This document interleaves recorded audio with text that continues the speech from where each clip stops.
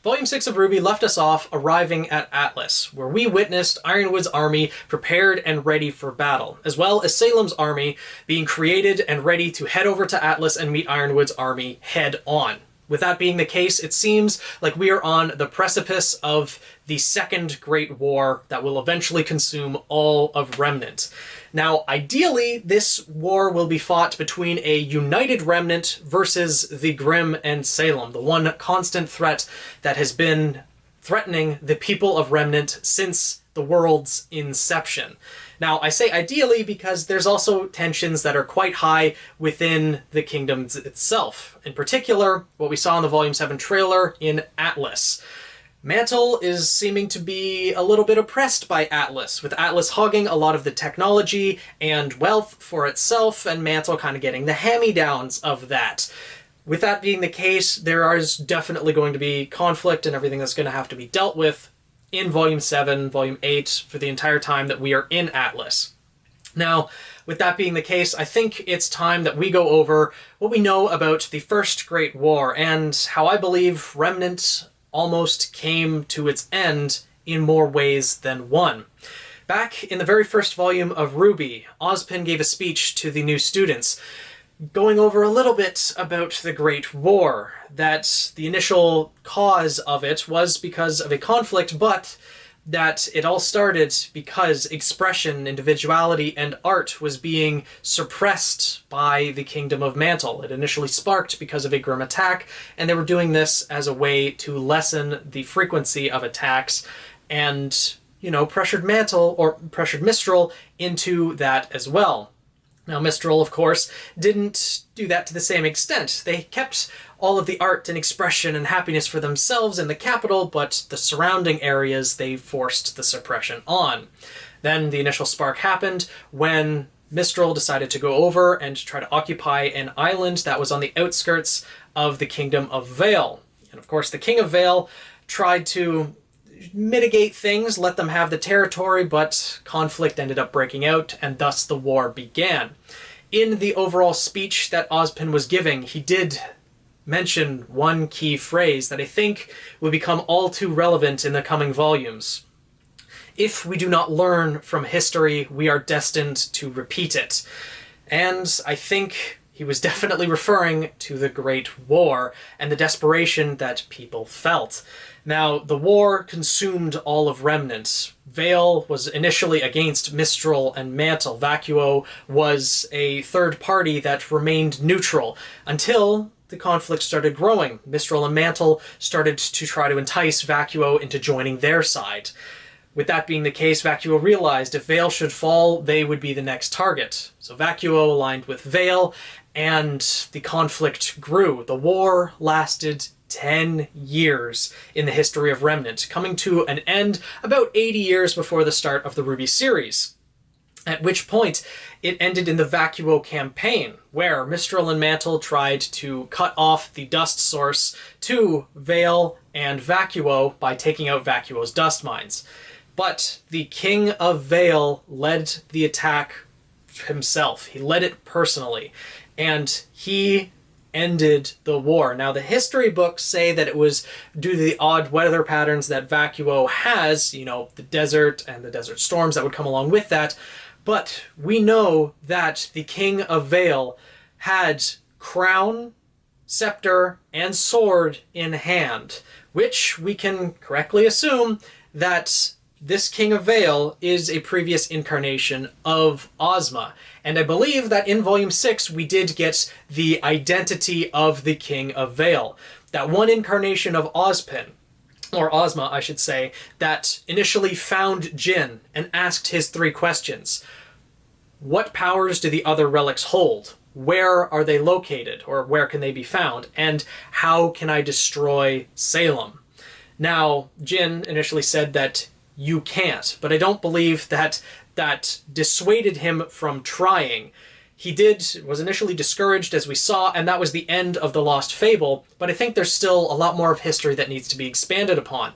I think that this incarnation that we saw is the one previous to Ozpin, that was the King of Vale and lived a full life. Then when he passed away, Ozpin was next. There might have been an incarnation in between that, but we didn't see that in the Lost Fable. Now, this character, I believe he's the King of Vale. He was very well dressed. He had many different rings on, which often when we look at other, I guess, medieval-esque or kingly characters, they often have a lot of rings. I might be reading into this a little bit much. Let me know if you guys agree with that in the comments below. But this man asked where the other 3 relics are and what powers they held. So up until this point, Ozma did not know where the other relics were. But upon the initiation of the Great War, he set out to find the other relics and used 3 of them in the battles. And only 3, because if he united all 4, that would have called the gods back to Remnant, and if they witnessed a great war, Remnant would have been wiped out. This is how the Great War was a threat to all of Remnant. Not only the war itself, because if one side were to win, for example, if Mantle and Mistral were to win, there would still be Mantle and Mistral left over. They would then occupy all of Remnant. Remnant would still exist. But the Great War almost caused Remnant to come to an end because of the desperation of the King of Vale. He sought out all of the relics, and at the time of the Great War, or at least the end of the Great War, he had all 4 in his possession. He used 3 on the battlefield and kept the Relic of Knowledge somewhere else. Because at this point, the vaults did not exist. The relics were hidden somewhere in the world of Remnant that Ozma was able to seek them out. And somehow he found Jinn without needing any extra information. I wonder how long he took to track down the lamp, but, you know, maybe we'll find out later on. With this desperation, though, if Salem were to have made her move during the Great War, hell, she could have even been the cause of the Great War. All she had to do was have some of her underlings, which we know she's had throughout history. Look at Talk, because she, I believe, yes, she was working under Salem, at least as far as we can surmise, and I believe they confirmed that in the Volume 6 commentary, was after the Grim Reaper and decided to take out the Silver Eyes as they posed a threat. So, Salem has had many workers under her. It would be very easy for her to send workers to, or her henchmen, I guess would be a better term, to the battlefield and, or at least to the settlements, masquerade as a member of Vale or a member of Mistral and cause the entire conflict to begin, not to mention holding positions of power and influencing the war in that aspect. If Salem were to make her move, which I think she probably did at some point during that campaign, she aimed to get all of the relics, and this pushed the King of Vale to use the Relic of Creation and Destruction to first make a scene on the battlefield and cause everyone to stop and physically end the war. And then when everyone decided to bow to the King of Vale, he used the Relic of Choice to get all of them to agree to live in relative harmony and not live under his rule, but live under his influence.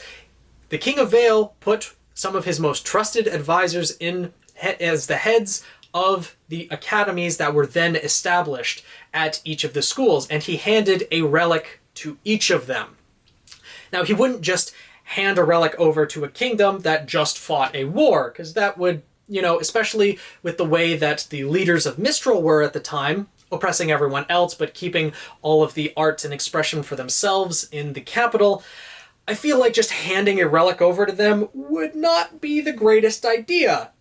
That being the case, he put his trusted advisors in charge of these academies, in charge of training the warriors that were in each of these kingdoms. I feel like just after a war, people would be not so eager to accept that. They would accept it because the King of Vale won the war, but I don't think all of these changes, especially with Menagerie being given to the Faunus and everything, there would have been a lot of people who would not have accepted this. That's why I think the Relic of Choice was used to kind of influence their decisions, influence their choices. But overall, the war and the threat that it posed made Ozma decide to split the relics between the kingdoms, spread them out as far as possible, and lock them away in the vault. We only saw the 3 questions being asked from Jin by who I presume being the King of Vale, and yet we know that Jin, in her current form, has currently 1 question left, but when Team RWBY got the relic, there was only 2 questions left. So there's still 1 question that was asked to Jin that we have no idea what it was. Potentially something to do with how can I seal the relics away again and prevent Salem from getting them. Maybe that's what prompted Ozma to split his magic into the maidens and create the vaults in the way that he did, where a maiden was needed for each one to unseal it. There is a lot of history that we still need to have expanded upon, and I think that's all due to the way that RWBY asked the question to Jin. Again, wording is everything, whereas I think when the King of Vale, or Ozma's previous incarnation, asked Jin, how do I destroy Salem? It was the I portion, where she said, you can't, as in specifically him in his current incarnation can't destroy her, but maybe the relics could, and that's what Ozma thought, gathering all of them, using them in the war, etc. And in this case, when RWBY asked, what is Ozpin hiding from us? Remember, that includes everyone in the group, all of Team RWBY, Crow, and Maria, not what he's hiding from each person specifically, because I'm sure there are things that he's hiding from certain people more than others, and maybe Jin didn't take that into account. Because there's all of Ozpin's life that he was hiding things from them as well. You know, there's a lot more that we need to learn. Overall, the Great War itself was a terrifying battle in more ways than one. Of course, a war spreading across the entire world is terrifying, but when you consider that all of the relics were almost brought together, the gods were almost resummoned, and Remnant at that point would certainly have been wiped out. Not to mention, Salem's involvement in the war, we have no idea about. I really doubt that she would have just sat idly by and let all of this happen without her having any influence on it whatsoever. I wouldn't be surprised if she told her henchmen or her inner circle at the time to go to the battlefields themselves and try to take the relics from Ozma. Because we saw in The Lost Fable, she had a crystal ball where she could see everything happening. As well, she has the Seer Grim and other things of that like. So she knows what's going on in Remnant, regardless of where it's happening. At least so I think. With that being the case, she would have made her move. Ozma was taking a huge risk, gathering all of the relics, especially 3 of them in one place, and Salem missed her chance at that point. She did not get all the relics, and they were all sealed away in the schools. So, with that being the case, let's see how this conflict turns out in Volume 7 and Volume 8. We already know that oppression is not the way to go about making change. Mantle and Atlas are going to have to make a change, otherwise they will be destined to repeat history. And also, with this theme of not learning from history, Ironwood should probably learn that the relics are not the choice to use against Salem, or that they will not be the thing to defeat Salem.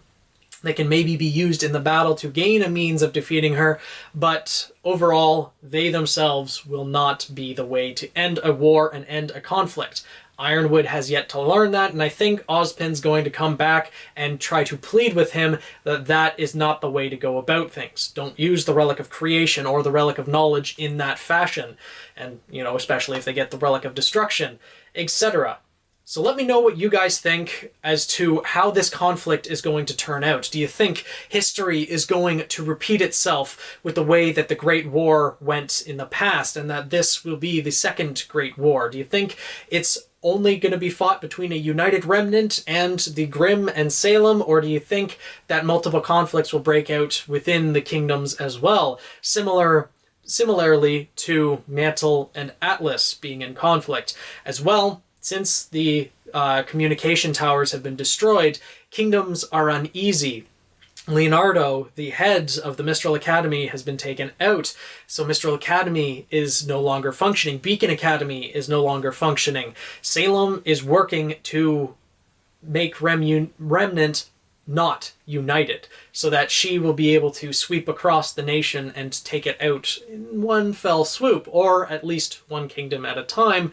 But still, Remnant is in a dire state. The Second Great War seems to be upon us very soon. Let me know what you guys think down in the comments below. If my ramblings make sense, if my ideas seem logical, or if you have, especially if you have any other ideas, I would love to hear them in the comments below. Make sure to let me know. And also make sure to subscribe if you enjoyed this video and want to see more like it. Volume 7 airs tomorrow, so I'm really looking forward to that. I hope you guys are as well. So, hope you guys enjoyed, and I'll see you guys in the next video.